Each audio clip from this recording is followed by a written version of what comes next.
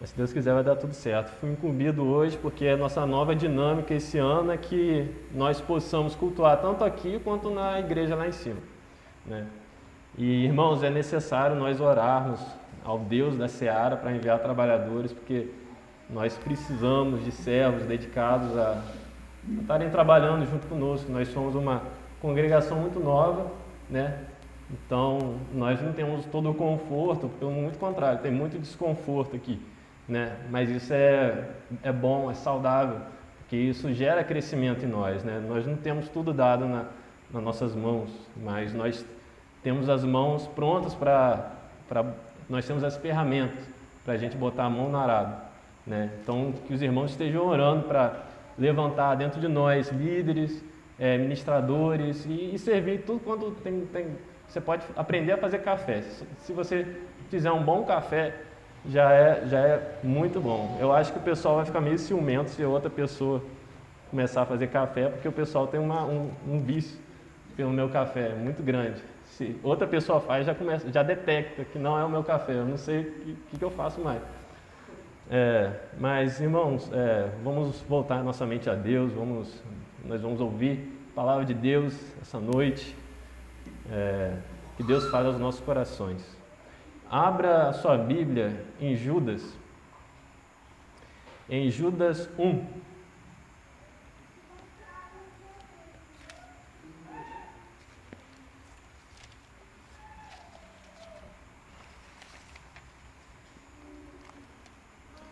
Carta de Judas.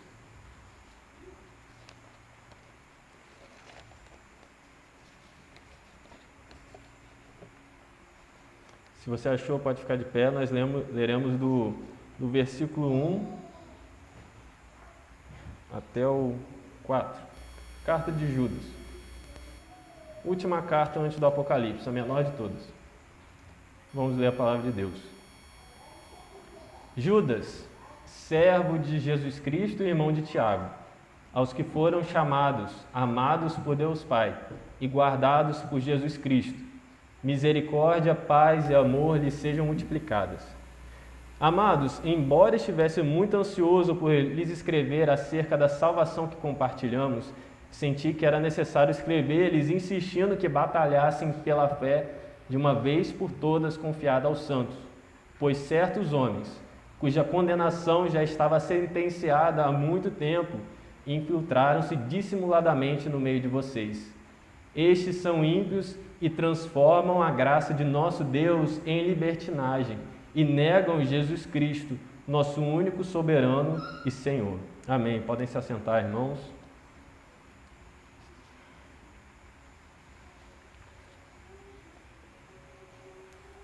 Palavra de Deus.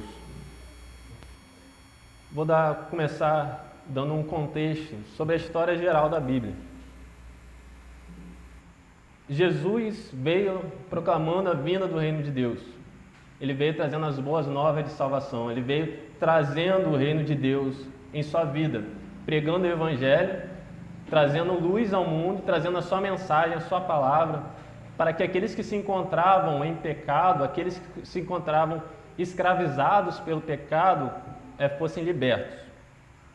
E depois aconteceu os eventos da crucificação e morte de Jesus e a sua ressurreição. Então, Jesus se encontrou pessoalmente ressurreto, Cristo ressurreto, em carne e osso, se encontrou com seus discípulos, os apóstolos, e comissionou a eles para irem e pregarem as boas novas. Cristo ressuscitou, Cristo ascendeu aos céus e se tornou Senhor sobre céus e terra. A Ele foi dado todo o poder nos céus e na terra, e agora nada pode impedir a vida do reino de Deus. Então foi dada a missão dos apóstolos, de irem para todo mundo, começando em Jerusalém, indo para Samaria e todos os confins da terra para pregar o Evangelho.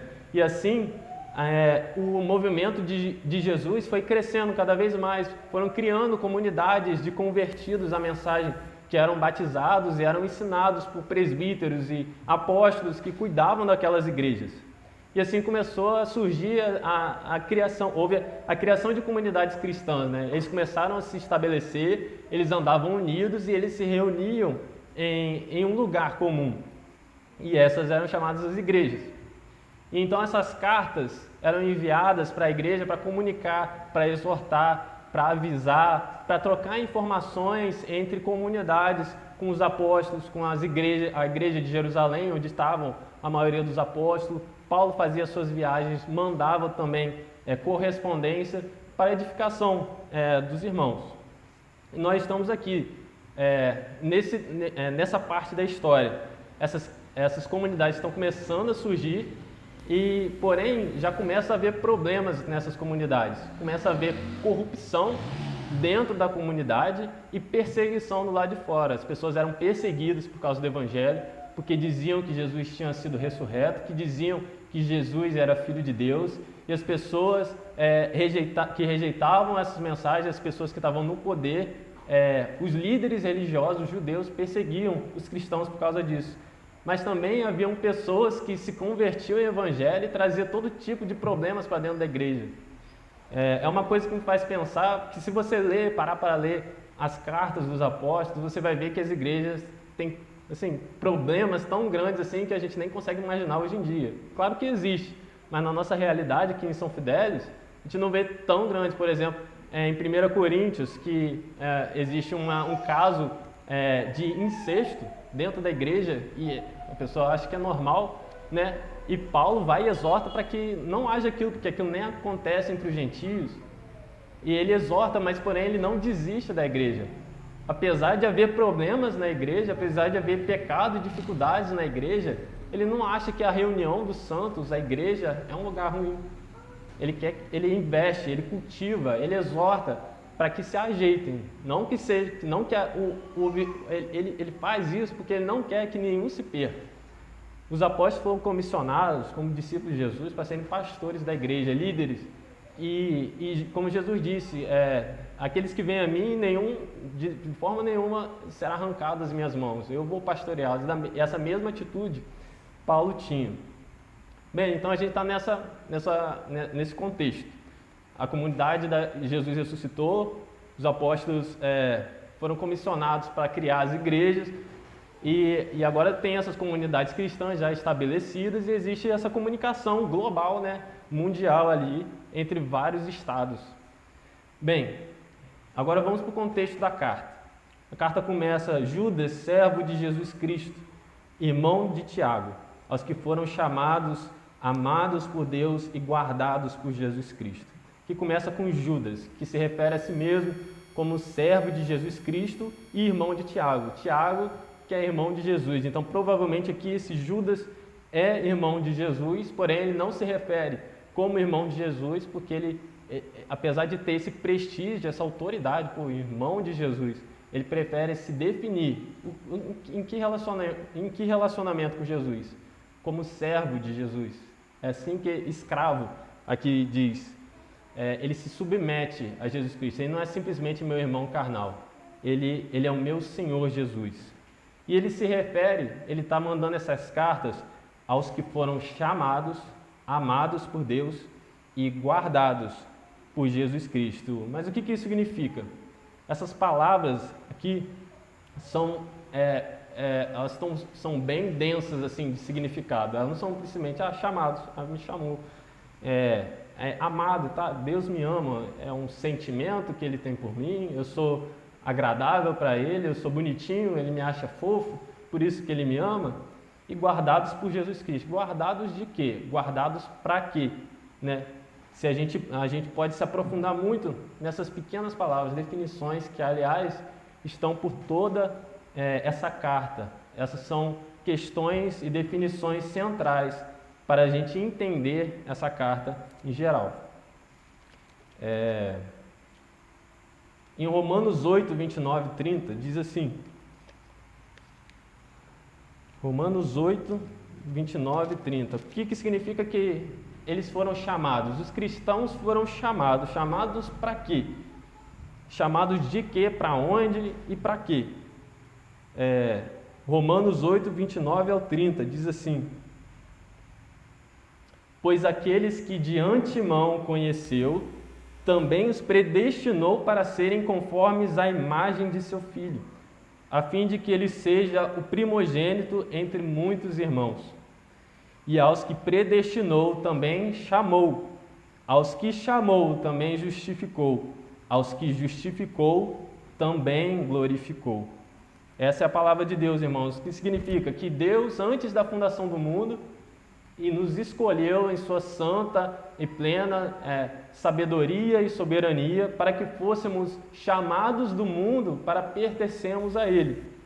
E nós nos tornamos, nós fomos chamados para essa santa vocação de nos tornarmos a imagem de seu Filho, primogênito de muitos irmãos, o nosso irmão Jesus Cristo. Então Ele nos predestinou e nos chamou aqui na história, porque Ele nos chamou, Ele nos predestinou antes do mundo existir, antes mesmo de nascermos.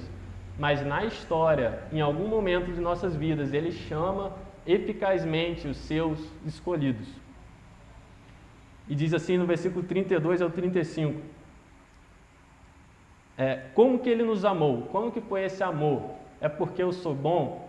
É porque Ele me acha bonito? É porque eu faço coisas boas, eu sou agradável? Eu sou tudo de bom? O que significa, por que Deus nos amou?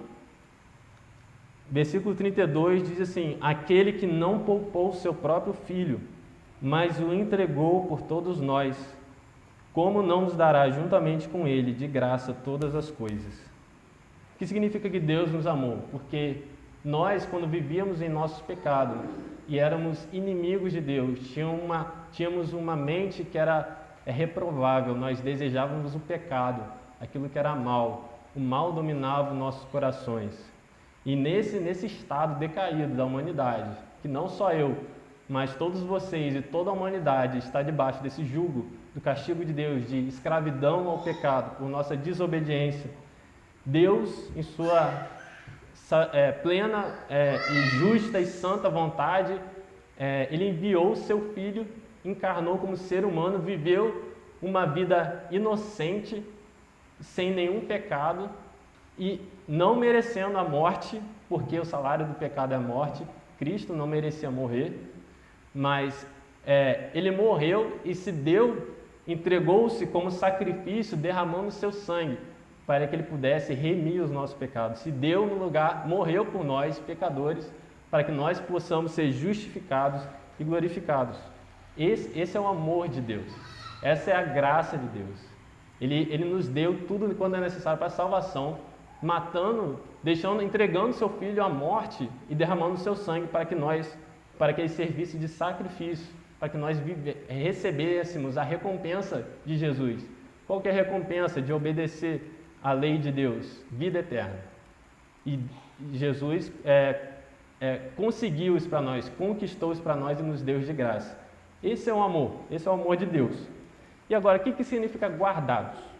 Guardados significa, Paulo explica no versículo 38 ao 39. Não, aqui mesmo na continuação do 32, antes, aquele que não poupou o seu próprio filho, mas o entregou por todos nós, como não nos dará juntamente com ele e de graça todas as coisas? Quem fará alguma acusação contra os escolhidos de Deus? É Deus quem os justifica.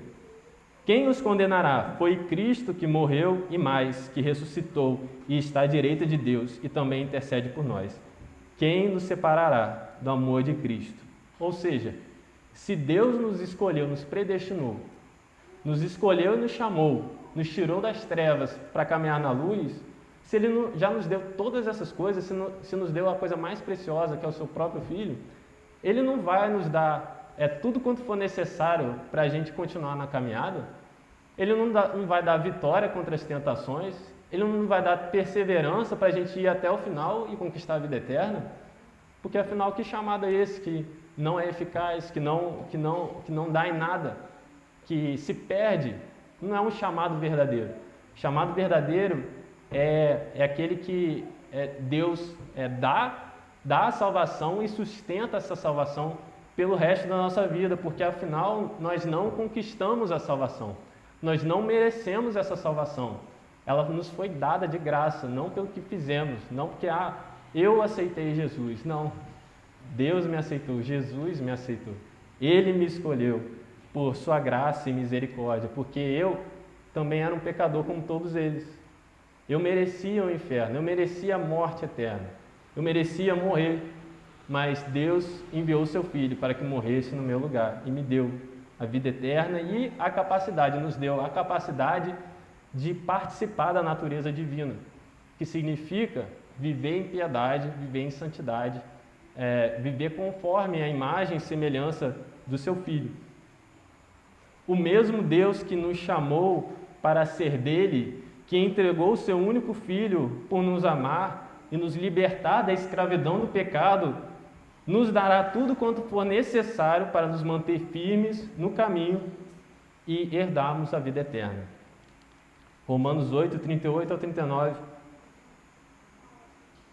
Pois estou convencido de que nem a morte, nem a vida, nem anjos, nem demônios, nem o presente, nem o futuro, nem quaisquer poderes, nem altura, nem profundidade, nem qualquer outra coisa na criação será capaz de nos separar do amor de Deus que está em Cristo Jesus, nosso Senhor.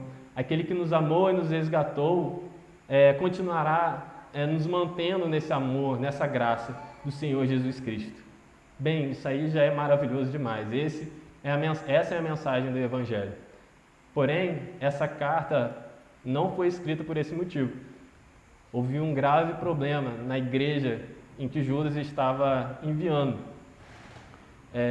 Ele disse no versículo 3 que ele ia escrever essa carta a respeito da salvação, a respeito da fé.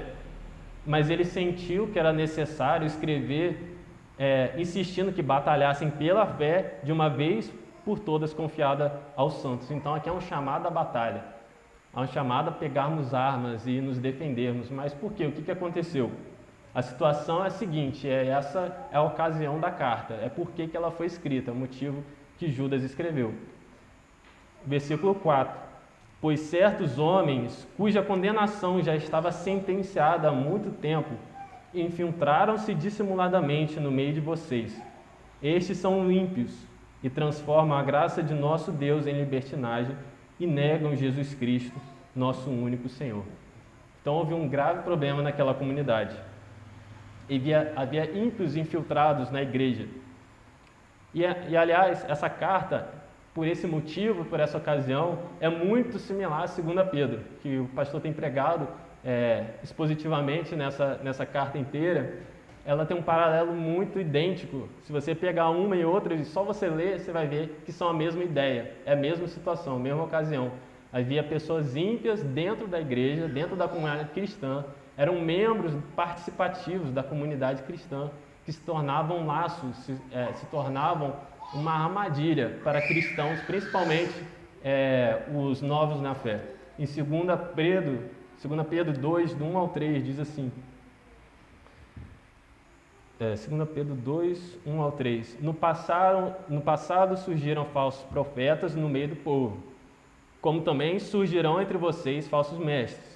Estes introduzirão secretamente heresias destruidoras, chegando a negar o soberano que os resgatou, trazendo sobre si mesmo repentina destruição. Muitos seguirão os caminhos vergonhosos desses homens, e por causa deles será difamado o caminho da verdade. Em sua cobiça, tais mestres os explorarão com histórias que inventaram. Há muito tempo a sua condenação paira sobre eles, e a sua destruição não tarda. Aqui um paralelo muito claro ao que a gente leu em Judas, dizendo que houve certos homens cuja condenação havia sido sentenciada há muito tempo, infiltraram-se dissimuladamente no meio de vocês. Então, quando Pedro está dizendo, pode ser que aconteça que existam pessoas infiltradas dentro da Assembleia dos Santos que não sejam santos, sejam ímpios. E aqui em Judas ele está dizendo que tem. Essa igreja tem isso. Então, diante dessa... mas tem uma pergunta que surge. Como que entrou os ímpios? Que tipo de ímpios eram eles? O que eles criam? Por que eles eram tão ruins assim, tão danosos? Que a gente pode ver pelo vocabulário bem forte de Judas e de Pedro, como era ruim a presença deles na comunidade, fazendo mal, trazendo mal sobre a comunidade. Primeiro, eles transformavam a graça em razão para a libertinagem. A gente ouviu aqui uma breve exposição da graça de Deus, que nós não fomos salvos pelas nossas obras, né? A gente não foi salvo porque a gente fez coisas boas, então a gente merece o céu. A gente foi salvo porque Jesus morreu por nós. Ele viveu uma vida santa.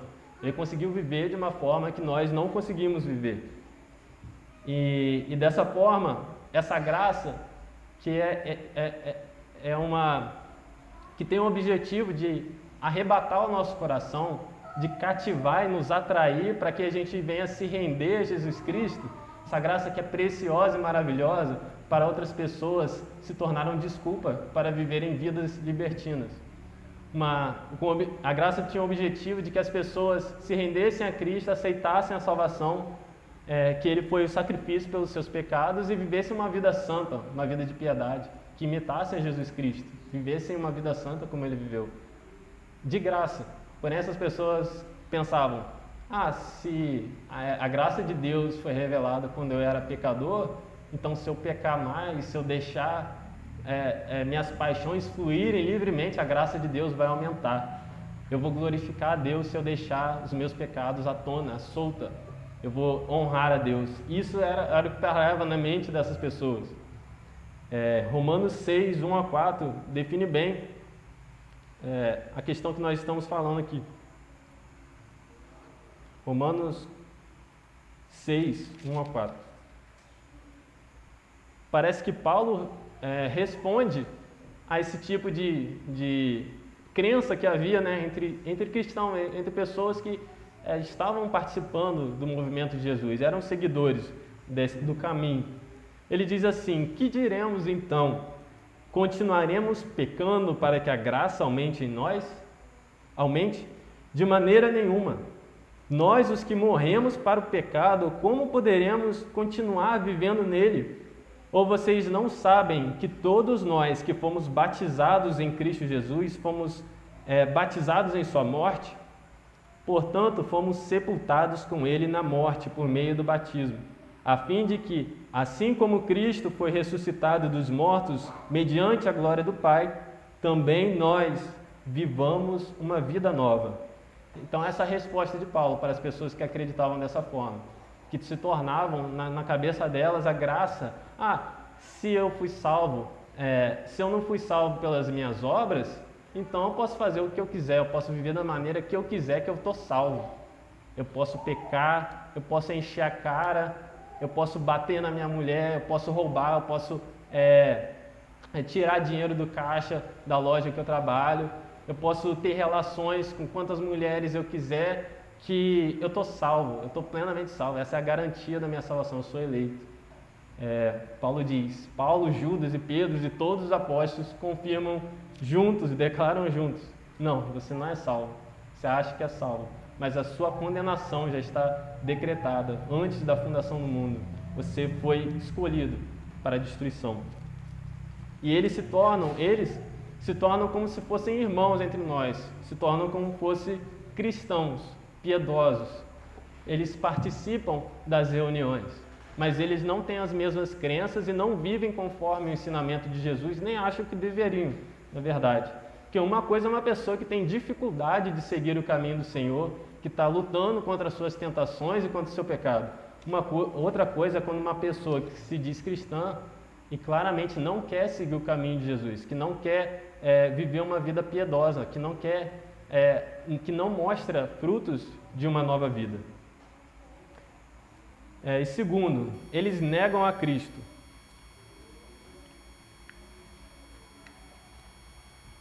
Aqui provavelmente, quando ele diz negam a Cristo, provavelmente não é de palavra. Não quer dizer, eles não dizem assim, eu não creio em Jesus. Não, eles dizem, eu creio em Jesus. Porém, com suas ações, as suas vidas, eles negam a crença em Jesus. O que Jesus diz? Aquele que crer em mim será salvo, terá a vida eterna. E aquele que me ama obedecerá aos meus mandamentos. Então você não precisa dizer, eu nego a Jesus Cristo, eu não acredito em Jesus. Você pode dizer, eu acredito em Jesus e negar através da sua vida, através das suas ações, através das suas palavras, através do seu mau comportamento, através das suas crenças, porque eles acreditavam que eles podiam viver de maneira libertina, era a doutrina deles, eles ensinavam isso. Eles diziam, você pode viver da maneira que você quiser. Esse era o ensinamento deles. Dessa forma, eles negavam a Jesus. Terceiro, imoralidade. Eles eram pessoas imorais. Esses ímpios dentro da igreja, falsos irmãos, eles contaminavam o seu corpo com impureza sexual. No versículo 8 diz, em Judas, da mesma forma, estes sonhadores contaminam o próprio corpo, rejeitando as autoridades e difamam os seres celestiais. Eles são chamados de sonhadores, porque eles provavelmente se faziam de profetas, que tinham sonhos e que tinham autoridade profética para pregar a palavra. Porém, eles eram ímpios, eram como Balaão, que era também profeta, mas também vivia do salário mercenário. Ele trabalhava por dinheiro, por ganância. Assim também eram esses homens. E eles contaminam o próprio corpo. A gente pensa contaminar o nosso próprio corpo, a gente pensa em veneno, em doenças, né? Aqui se refere não a esse tipo de contaminação, se refere à imoralidade, imoralidade sexual. Que significa que na visão dos apóstolos e na visão de toda a escritura bíblica, ter várias mulheres, ter várias relações sexuais descompromissadas é contaminar o próprio corpo.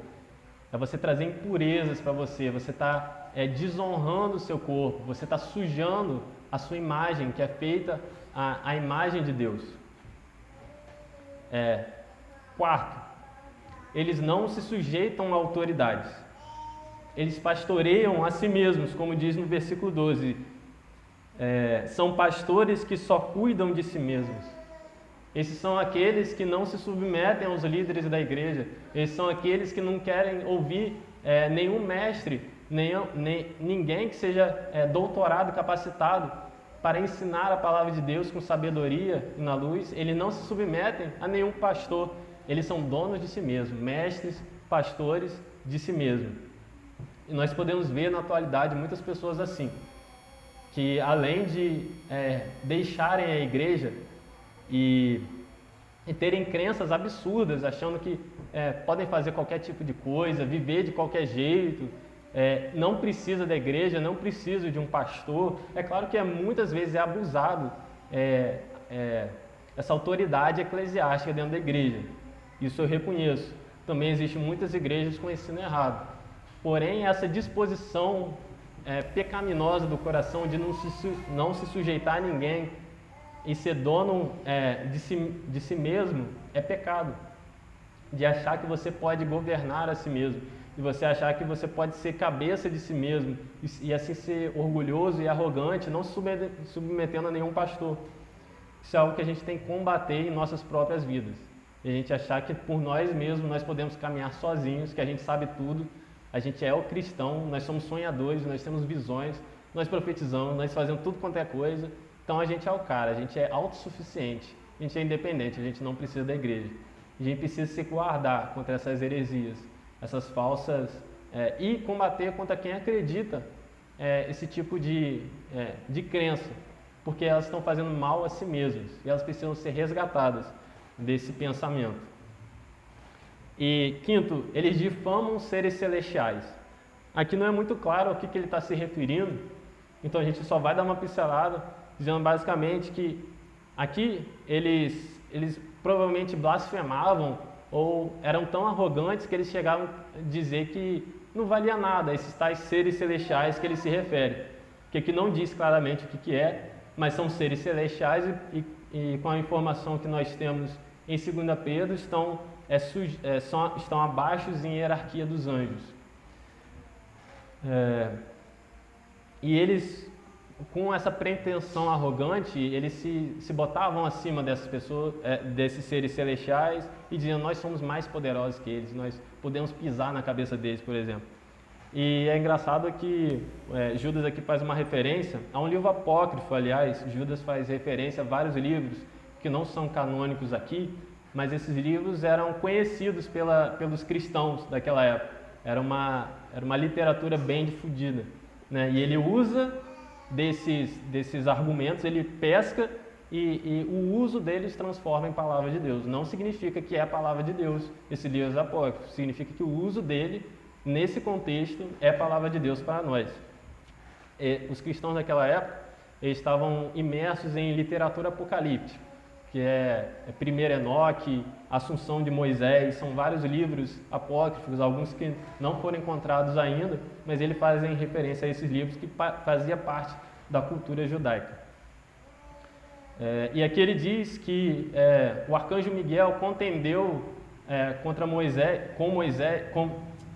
aqui ele diz que o arcanjo Miguel disputou com o diabo acerca do corpo de Moisés, que a gente sabe que a história é em Deuteronômio ou Levítico? Não, acho que é Deuteronômio.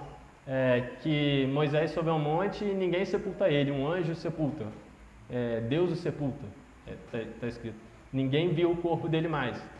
E nessa assunção de Moisés tem essa história que fala que o arcanjo Miguel disputou com o diabo acerca do corpo de Moisés. Ele usa isso como exemplo para dizer que Miguel, apesar de estar confrontando ali com o próprio diabo, ele não ousou fazer uma acusação injuriosa contra ele, ele não desrespeitou o diabo. Ele reconheceu, ele não foi arrogante, ele não usou de arrogância. Ele dizia, o Senhor o repreenda.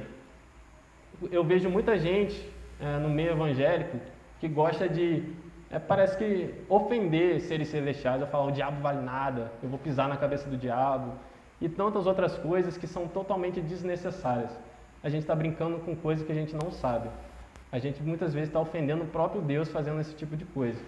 É algo que tem que trazer muito temor aos nossos corações.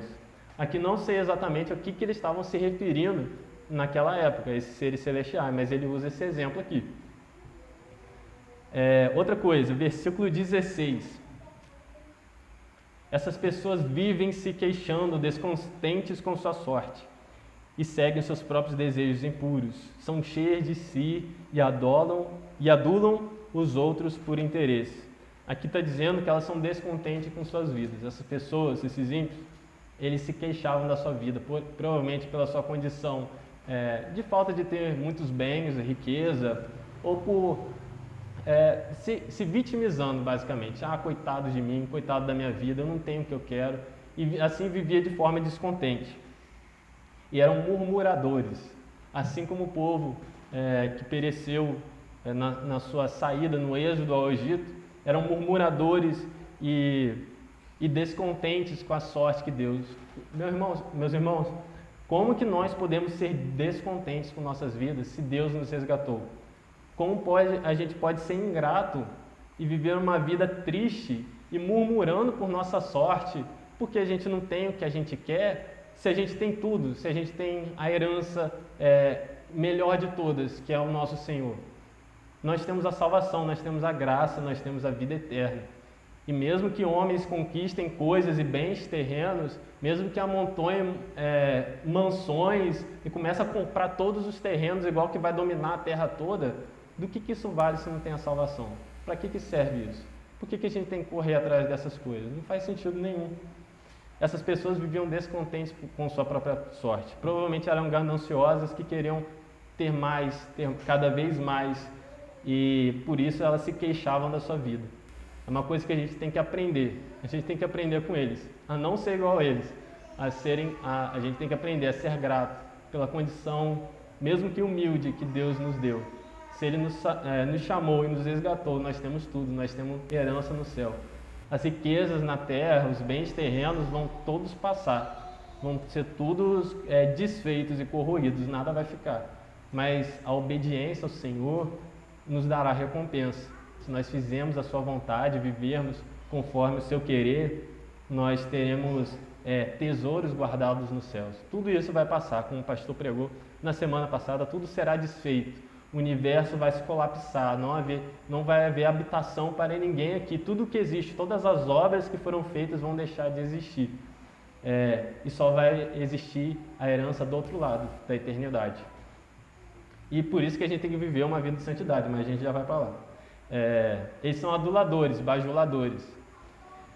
Eles, além de serem arrogantes e queixarem da sua vida, eu acho maneiro como ele está deixando próximo essas duas coisas. Eles vivem se queixando, descontentes, e ainda adulam os outros por interesse. Essas pessoas, esses ímpios, além de acharem a sua condição ruim e se vitimizar, eles vinham, se aproximavam dos outros por interesse para ganhar alguma coisa, para ganhar em cima deles. E tentando se aproximar dos outros.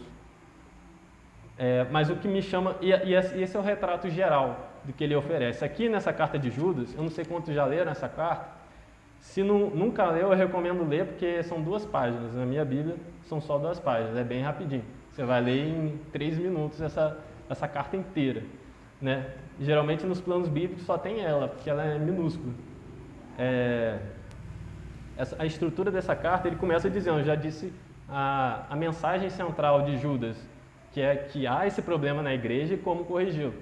E ele dá exemplos, logo depois que ele fala, ele dá exemplos, né, de Sodoma e Gomorra, e do povo no deserto, como castigo de Deus sobre os ímpios.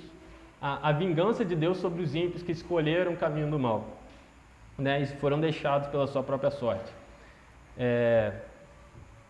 E também ele usa um exemplo que eu achei muito interessante, que aquilo ficou batendo na minha cabeça o tempo todo.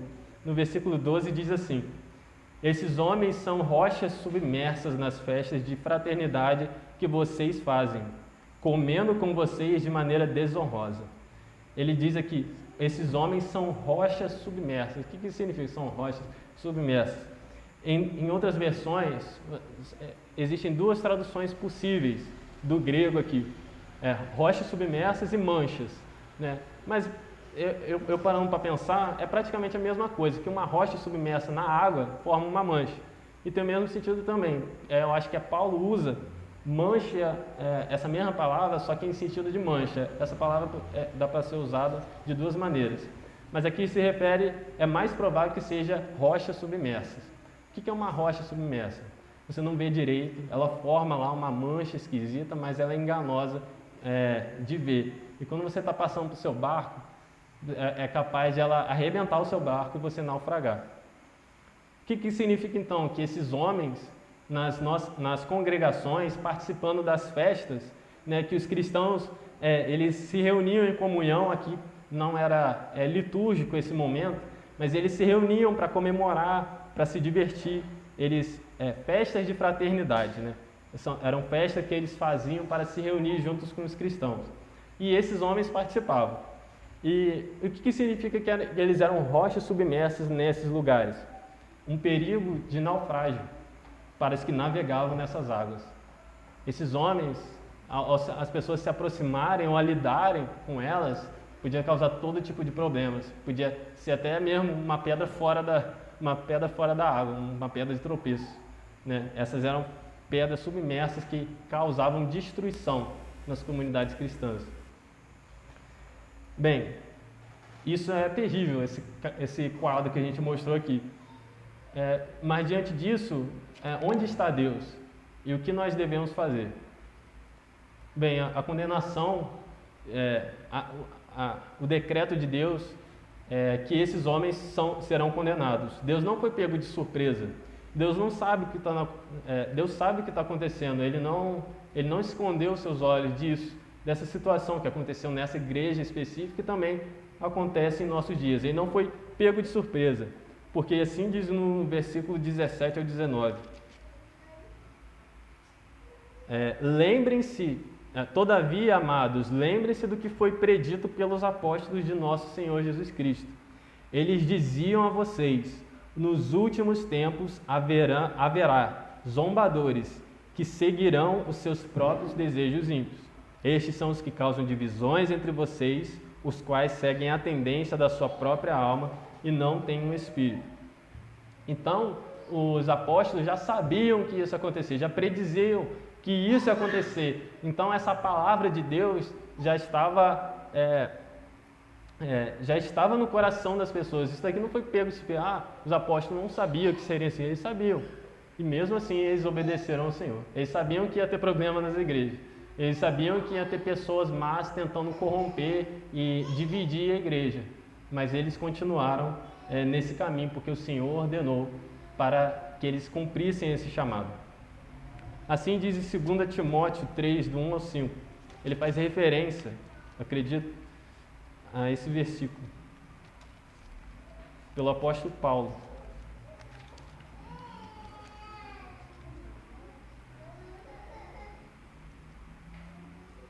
Segunda Timóteo, capítulo 3, do 1 ao 5. Diz assim: saibam disto, nos últimos dias sobrevirão tempos terríveis. Os homens serão egoístas, avarentos, presunçosos, arrogantes, blasfemos, desobedientes aos pais, ingratos, ímpios, sem amor pela família, irreconciliáveis, caluniadores, sem domínio próprio, cruéis, inimigos do bem, traidores, precipitados, soberbos, mais amantes dos prazeres do que amigos de Deus, tendo aparência de piedade, mas negando seu poder. Afaste-se desse também. Apóstolo Paulo aqui, ordenando e predizendo que haveriam homens que trariam confusão, problemas para a igreja, e que nós devíamos nos cuidar para não andarmos de mãos dadas com essas pessoas. Mas isso também foi predito por Jesus Cristo. Mateus 7, do 15 ao 20, diz assim: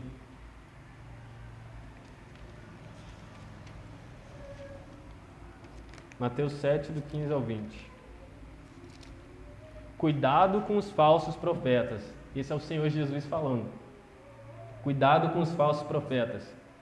Eles vêm a vocês vestidos de peles de ovelhas. Eles vêm como se fossem irmãos, eles vêm como se fossem cristãos. Mas por dentro, no coração deles, eles são lobos devoradores. Vocês o reconhecerão por seus frutos. Pode alguém colher uvas de um espinheiro ou figos de ervas daninhas? Semelhantemente, toda árvore boa dá frutos, mas a árvore ruim dá frutos ruins. A árvore boa não pode dar frutos ruins, nem a árvore ruim pode dar frutos bons. Toda árvore que não produz bons frutos é cortada e lançada ao fogo. Assim, pelos seus frutos, vocês o reconhecerão. E aqui, Judas está nos mostrando o caráter desses homens. Claramente, aquilo pelo que eles fazem, aquilo que eles pensam, aquilo que eles acreditam, não condiz em nada com o comportamento que Jesus ensina, que Jesus espera de nós.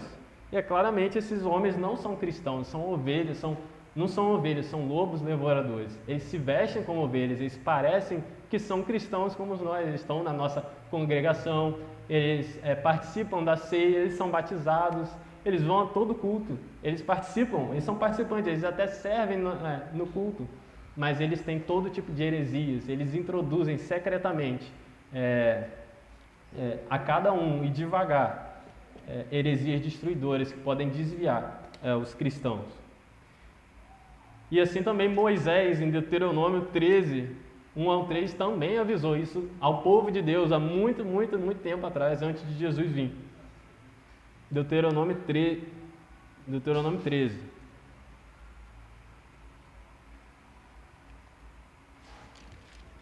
13, do 1 ao 3. Se aparecer entre vocês um profeta ou alguém que faz predições por meio de sonhos, e lhes anunciar que um sinal miraculoso ou um prodígio, e se o sinal ou prodígio que ele falou acontecer, aqui o prodígio aconteceu, ele falou que vai acontecer, ele profetizou, ele sonhou e aconteceu, então ele é profeta, né? Aconteceu. O que Moisés disse? E ele disser, aconteceu, viu a minha autoridade? Então eu digo, eu vou pregar para vocês agora, vamos seguir outros deuses, que vocês não conhecem, vamos adorá-los. Não deem ouvidos às palavras daquele profeta ou sonhador. O Senhor, o seu Deus, está pondo vocês à prova, para ver se o amam de todo o coração e de toda a alma. Sigam somente o Senhor, o seu Deus, e temam a Ele somente. Aqui dispensa comentário, gente. Deus dando a sua palavra, dando seus mandamentos, e mesmo que venha um profeta, alguém que se diz sonhador, e prega contra a palavra de Deus, mesmo que tenha sinais miraculosos, que ele faça chover fogo do céu, e ele diz algo ao contrário à palavra de Deus, nós não devemos segui-lo, nós não devemos entregar o nosso coração, nós não devemos nos sujeitar ao pastoreio dessa pessoa que nos desvia do Senhor. O mandamento de Deus é que a gente siga Ele de todo o nosso coração, não desviar dos seus mandamentos, mesmo que alguém pareça que sonha, que dá profecia, que dá um monte de coisa, que tem todo tipo de dons, mas não tem uma vida santa e ainda por cima desvia as pessoas do caminho do Senhor. E durante toda essa carta ele dá o veredito. Deus dá o veredito. Deus, como sendo juiz, e aqui ele afirma, usando também um apócrifo para ilustrar o julgamento de Deus. Ele usa essa ilustração do livro de Enoque, que é um apócrifo também, porém totalmente condizente com o resto da Bíblia, que afirma que Deus um dia julgará todos os homens, toda a humanidade, e o julgará de acordo com as suas ações, condenando os ímpios. Isso é uma doutrina bíblica que tem sido muito atacada nos nossos dias, o juízo de Deus. E isso é uma heresia que as pessoas vêm introduzindo de congregação em congregação, e as pessoas vêm acreditando, mas a palavra de Deus é enfática quanto a isso. E se nós não podemos crer que Deus é um juiz, então do que serve a Bíblia para nós? Por que nós estamos seguindo a Jesus? Mesmo que seja difícil para nós aceitarmos de primeira, é a palavra de Deus. Nós não queremos nos sujeitar porque nós temos medo do juízo e nós não queremos ser julgados por Deus. Mas Deus está nos dando, por sua misericórdia aqui, o aviso de que se nós seguirmos as nossas paixões carnais, se nós seguirmos os nossos pecados, nós sofreremos as consequências das nossas escolhas. Não passará despercebido, porque Ele sonda todos os corações e julga tudo que nós fazemos. E qual é o veredito de Deus para essas pessoas? Principalmente essas pessoas que se dizem santas e piedosas, cristãos, que porém negam a Cristo não obedecendo, vivendo uma vida em conformidade à vontade de Deus. Versículo 7, qual é o destino dessas pessoas? O versículo 7 diz: estando sob o castigo do fogo eterno, elas servem de exemplo. Aqui ele se referindo a Sodoma e Gomorra, que foram destruídos por fogo que caiu do céu. Esse fogo eterno, ele usa essa imagem. Ele usa várias imagens para descrever o que nós entendemos como inferno, que eu acredito que a gente não pode imaginar como exatamente assim como a gente não pode imaginar como o céu é. Mas ele usa essa figura, fogo eterno, fogo que não se apaga. E outra imagem que ele usa, no versículo 13, ele usa: essas pessoas estão destinadas às mais densas trevas. Versículo 13. Essas pessoas são estrelas errantes, para as quais estão reservadas para sempre as mais densas trevas. E aqui ele está se referindo também, aqui ele não está inventando da cabeça dele, ele não está interpretando, ele está usando as palavras de Jesus. Mateus 13, 42.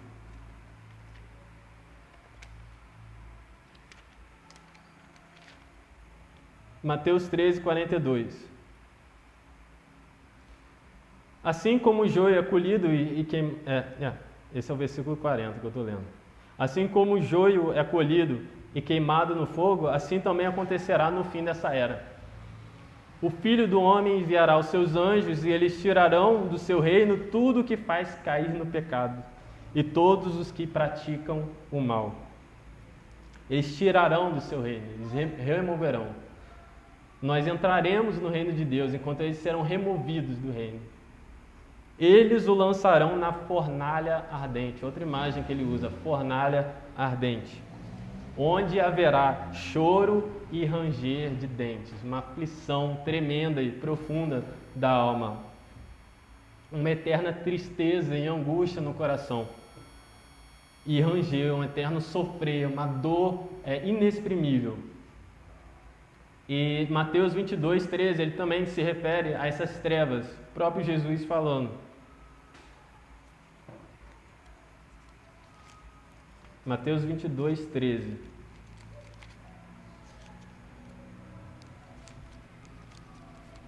Diz assim: então o rei disse aos que serviam: amarrem-lhes as mãos e os pés e lancem-no para fora, nas trevas.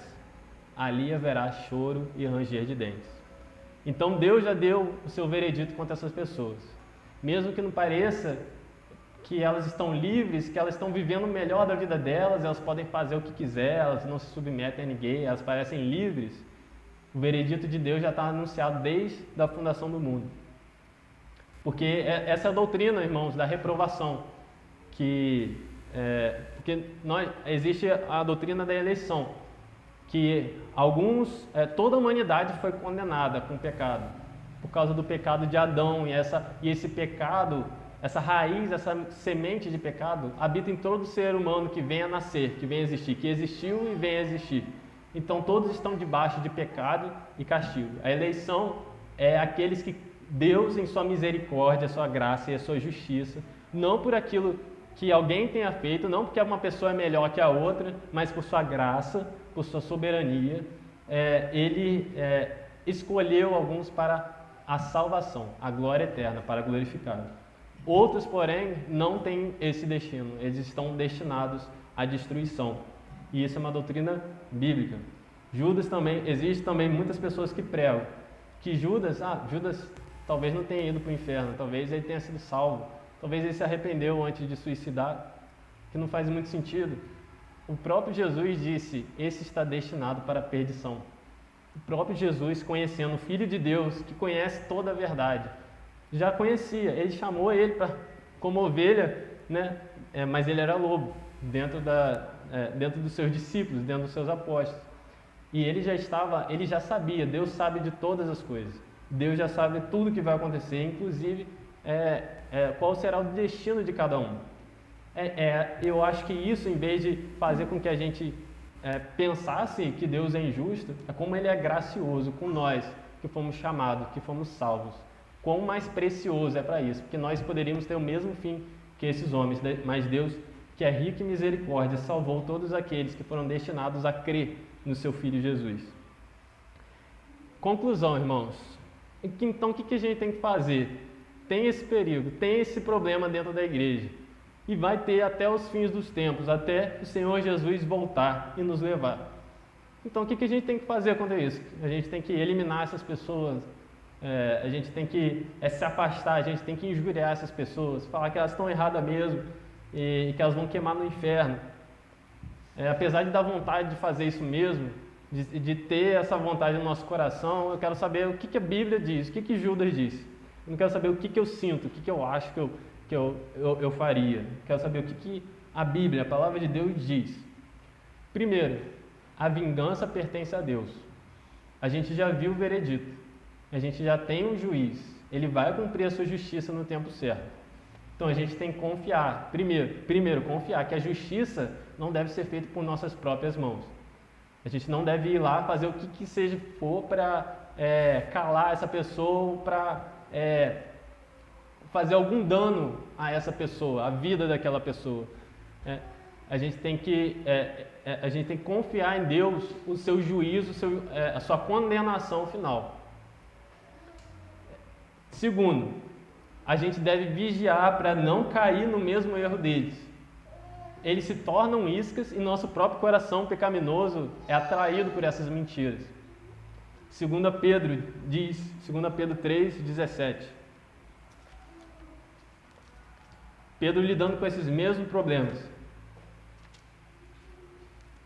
2 Pedro 3,17 diz assim: portanto, amados irmãos, se referindo à mesma situação, o que Pedro aconselha? Sabendo disso, guardem-se para que não sejam levados pelo erro dos que não têm princípios morais. Tomem cuidado. Se possível, como ele disse em outro versículo, às vezes é até melhor se afastar de tais pessoas. Nem percam a sua firmeza e caiam. Cuidado com a lábia dessas pessoas. Elas se expõem às suas heresias assim claramente. Elas vão sutilmente, parece algo agradável a nós. Terceiro, qual a outra terceira resposta que nós devemos ter quanto a isso? Batalhar pela fé. Ele aqui conclama que nós venhamos a batalhar pela fé. No versículo 3, senti que era necessário escrever-lhes, insistindo que batalhassem pela fé de uma vez por todas, confiada aos santos. Ele diz que existe esse problema e o que nós devemos fazer? Por que ele está escrevendo essa carta? Existe esse problema, qual a resposta? Batalhe pela fé. Mantenha a sua fé, guarde a sua fé, defenda a sua fé. É isso que ele está dizendo. No fim da carta ele diz: e como nós devemos batalhar na fé? Versículo 20: edifiquem-se, porém, amados, na santíssima fé que vocês têm, orando no Espírito Santo, mantenham-se no amor de Deus, enquanto esperam que a misericórdia de nosso Senhor Jesus Cristo os leve para a vida eterna. Mantenha-se firmes. E aqui ele está falando de edificação, ele está falando de uma construção de um prédio que tenha suas bases firmadas na fé. Ele diz: não construam uma outra fundação, como ele diz em outras cartas. Ele diz: construam na fundação que foi dada pelos apóstolos. Usem os seus esforços enquanto vocês viverem aqui na terra para se edificar na Santíssima Fé. E estudem a Bíblia, conheçam a história, conheçam sobre a reforma, se aprofundem mais na sua fé, conheça cada vez mais orando no Espírito Santo. Porque a Bíblia nos afirma que o Espírito Santo nos ensina em toda a verdade. Nos ensina, ele é o nosso professor, ele é o nosso mestre. Ele é a presença de Jesus Cristo que nos ensina e nos encaminha em toda a verdade. Então nós pedimos ao Espírito Santo, com o auxílio do Espírito Santo, nós nos edificamos na fé. E nos mantemos firmes no amor de Deus, praticando a bondade, a verdade, a justiça, mantendo-se no amor de Deus, vivendo uma vida nova. E quarto, quanto aos outros, quanto a essas pessoas, o que nós devemos fazer? O que Judas fala? O que a gente tem que fazer com essas pessoas? Versículos 22 a 23. Tenham compaixão daqueles que duvidam. A outros salvem, arrebatando-os do fogo.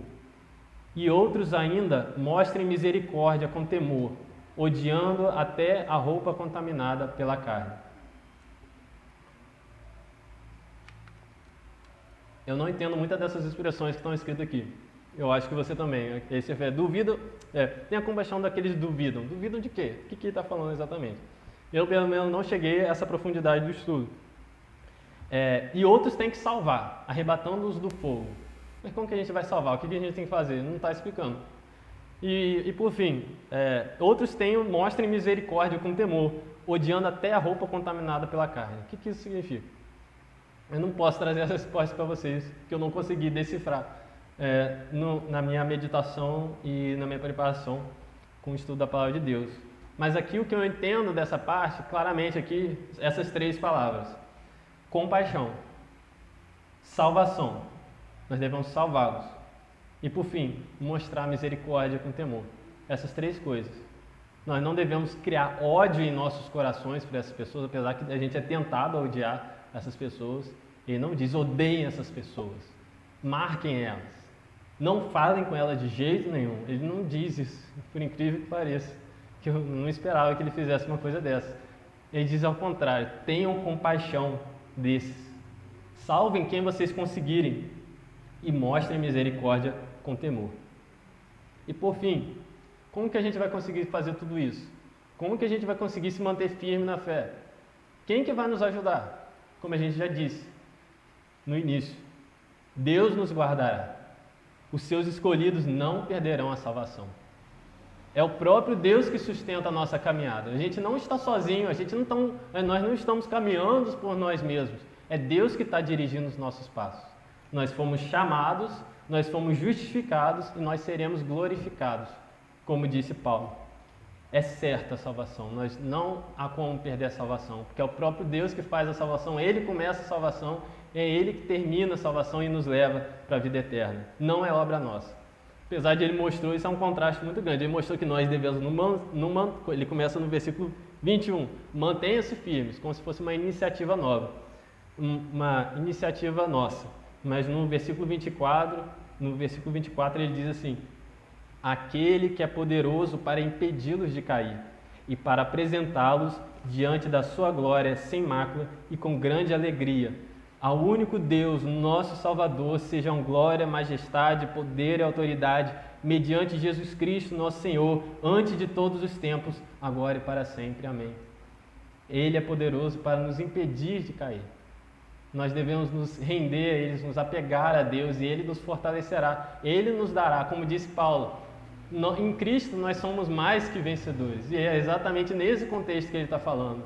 As tribulações, as dificuldades, as heresias, os falsos irmãos, os ataques e perseguições não nos impedirão de alcançar a vida eterna. Nós conseguiremos combater e manter a nossa fé. 2 Pedro 2:9 diz assim: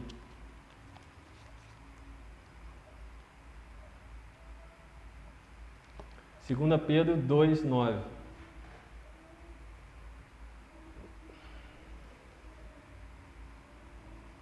Vemos, portanto, que o Senhor sabe livrar os piedosos da provação e manter em castigo os ímpios para o dia de juízo. Ele sabe livrar os piedosos. Ele nos livrará dessas tentações, dessas dificuldades, desses problemas, dessas angústias. Ele vai nos livrar. Filipenses 1:6, versículo famoso.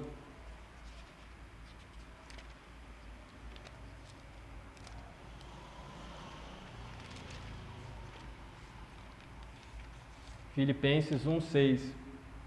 Estou convencido de que aquele que começou boa obra em vocês vai completá-la até o dia de Jesus Cristo. Ele está convencido dessa verdade. Ele crê firmemente que aquele que começou a obra, aquele que nos chamou, aquele que nos resgatou e nos deu uma nova vida, vai nos preservar, vai completá-la até o dia de Cristo Jesus, o dia do juízo de Deus. E por fim, João 10 diz assim: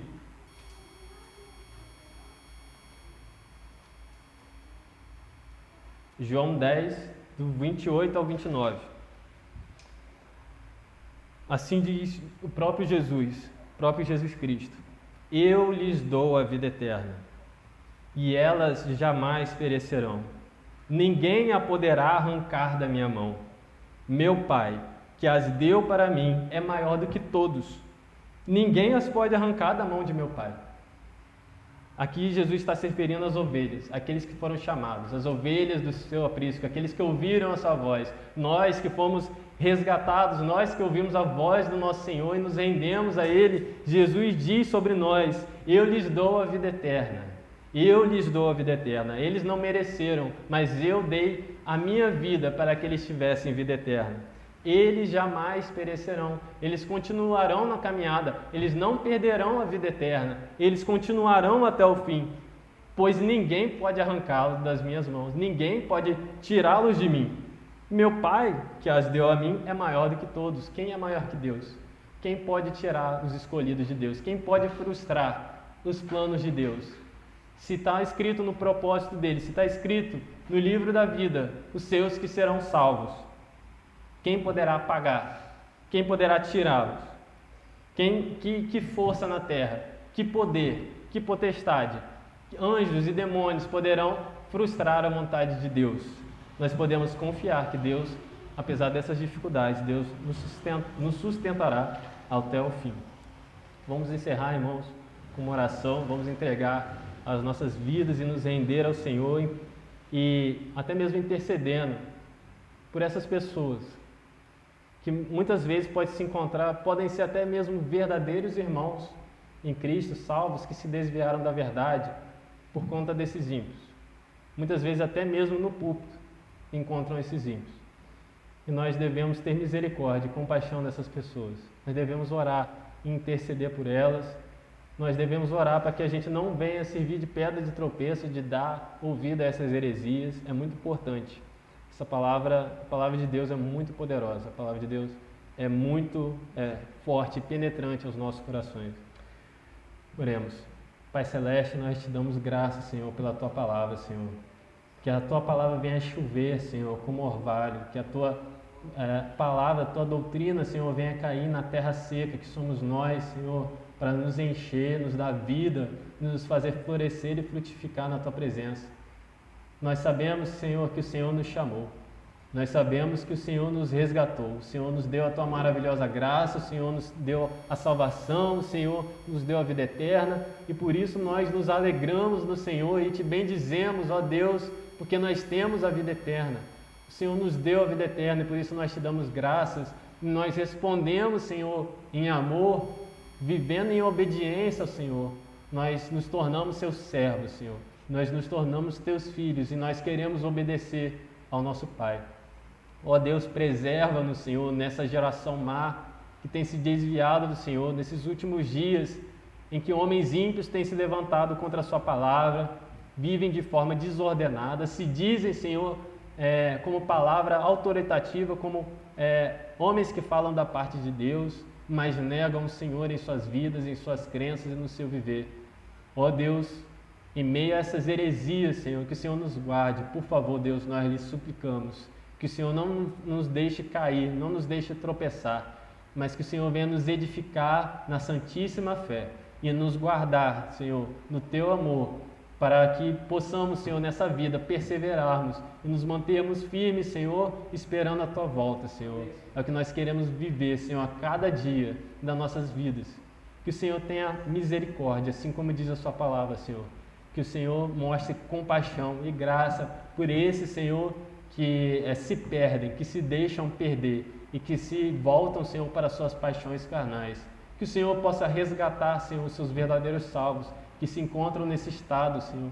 Que o Senhor possa nos livrar do mal, Senhor, e principalmente que nós não venhamos a cair no erro deles, mas viver de uma forma sábia, misericordiosa e com muito temor, Senhor, para não cairmos no mesmo erro que eles.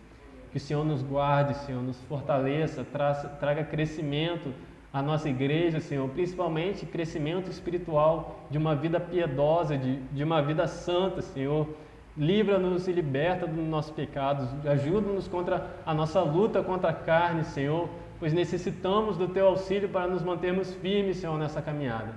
Nós Te damos graça, Senhor, nós Te damos todo louvor, toda a honra e toda a glória a Tu, Senhor, que és fiel para nos manter firmes até o final. A Ti seja toda a honra e glória eternamente. Em nome de Jesus. Amém.